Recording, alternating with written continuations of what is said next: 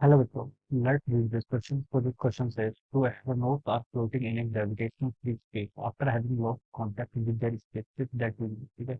दोनों देखिए कैसे मूव कर रही है आपको बताना है। ऑलराइट, तो चलिए बस इस क्वेश्चन का की कॉन्सेप्ट आपका लिख सकते हैं। The key concept of this question आपको बताना है कि after losing gravitational free space है ना, ठीक है? तो ग्रेविटेशन लिख लीजिए चलिए इस क्वेश्चन का की कॉन्सेप्ट, ठीक है? क्वेश्चन तो आपको ग्रेविटेशन पर लोगे या फिर मोमेंटम कंजर्वेशन पे लिख सकते हैं, ठीक है? तो देखिए बच्चों,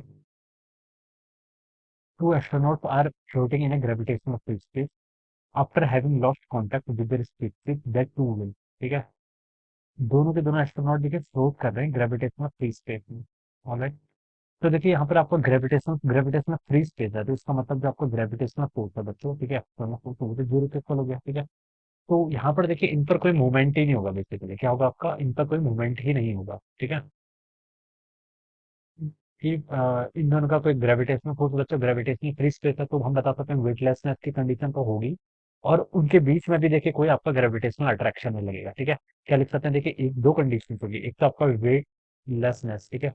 वेटलेसनेस की कंडीशन तो होगी, यानी कि देखिए एमजी जो वेट लगता था आपका एमजी वो तो बिल्कुल नहीं लगेगा स्पेस पर, ठीक है? ग्रेविटेशनल फ्री स्पेस से हम बच्चे ये भी बता सकते हैं कि इन दोनों के बीच में जो आपको ग्रेविटेशनल फोर्स होता है एक्स तो देखिए दो मासेस मान लीजिए, M1 M2 है दोनों का मासेस आर स्क्वायर। तो यहाँ पर ये ग्रेविटेशनल फ्री स्पेस है, तो इस फोर्स का कंट्रीब्यूशन भी कितना आना चाहिए, जीरो के इक्वल आना चाहिए, ठीक है?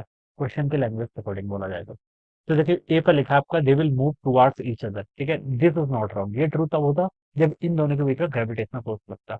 Move away from each other, this is also incorrect. Third पर लिखा है कि विल बिकम स्टेशनरी, ठीक है? Will become stationary. और फोर्थ पर लिखा है keep floating at the same distance, ठीक है? तो बच्चे ये वाला ज्यादा करेक्ट स्टेटमेंट होगा, ठीक है? ये वाला स्टेटमेंट क्या होगा, ज्यादा करेक्ट होगा।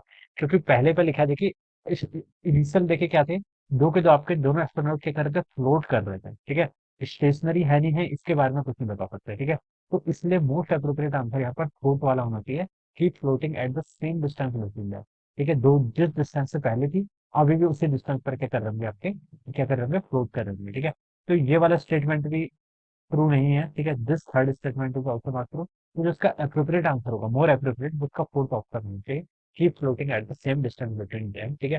Because there is more forces हैं, तो हम बता सकते हैं कि जितने डिस्टेंस पर पहले था अभी भी वो उतनी ही डिस्टेंस पर होंगे, ठीक है? ये बता सकते हैं, ठीक है? तो this will be the answer of this question, okay? Stationary तो वैसे ही नहीं होंगे ना, फ्लोट कर रहे थे बोला गया क्वेश्चन में।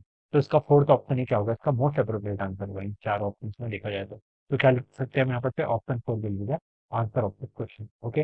So I hope you understood the concept. All the best and thank you so much.